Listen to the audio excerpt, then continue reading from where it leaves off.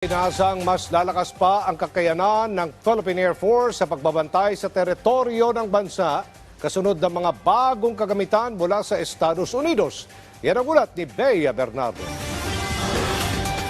Na-turnover na sa pangangalaga ng Philippine Air Force ang ikatlong reconnaissance aircraft ng bansa mula sa Estados Unidos. Mismong si Defense Secretary Gilberto Teodoro Jr. ang nanguna sa turnover ceremony sa Clark Air Base sa Pampanga. Ang Cessna C-208 Big Grand Caravan Intelligence, Surveillance and Reconnaissance Aircraft ay kilala sa kanyang flexibility na kaya mag-operate hanggang 5 oras sa ere. Bahagi ito ng $33 million na US grant sa Pilipinas.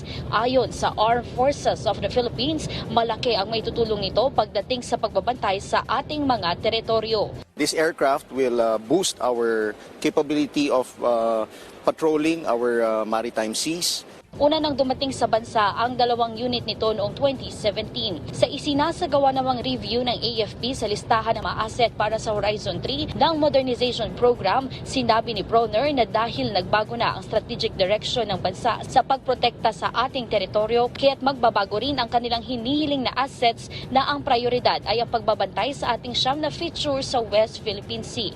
Inaasahan naman na bago matapos ang taon ay may sasapinal na ang listahan. We have to build up our capabilities as soon as possible.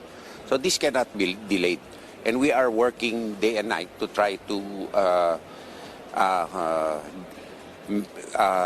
establish our own systems. Hinggil naman sa coral destruction sa Rizal Reef at Escoda Shoal, inulat ng Philippine Coast Guard na halos wala ng buhay ang mga corals dito.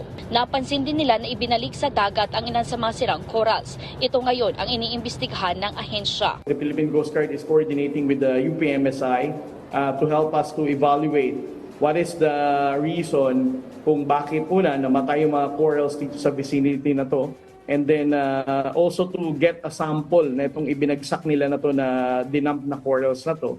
At bakit pumuti na to ng sobra-sobra. Sinabi naman ng Defense Chief na binabalidate na nila ang insidente at dito dedepende ang magiging aksyon ng Pilipinas. China ang itinuturong nasa likod ng pagkasira ng mga corals.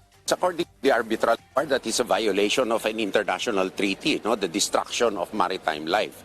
Particularly if the coral destruction is a cause of or used for reclamation of artificial islands. Nagpahayag din ng pagkadismaya ang Department of Foreign Affairs hinggil dito. Nananawagan ang kagawaran sa masangkot na maging responsable at iwasan ang mga aktibidad na magdudulot ng kapahamakan sa ating marine environment. Bea Bernardo para sa Bayan.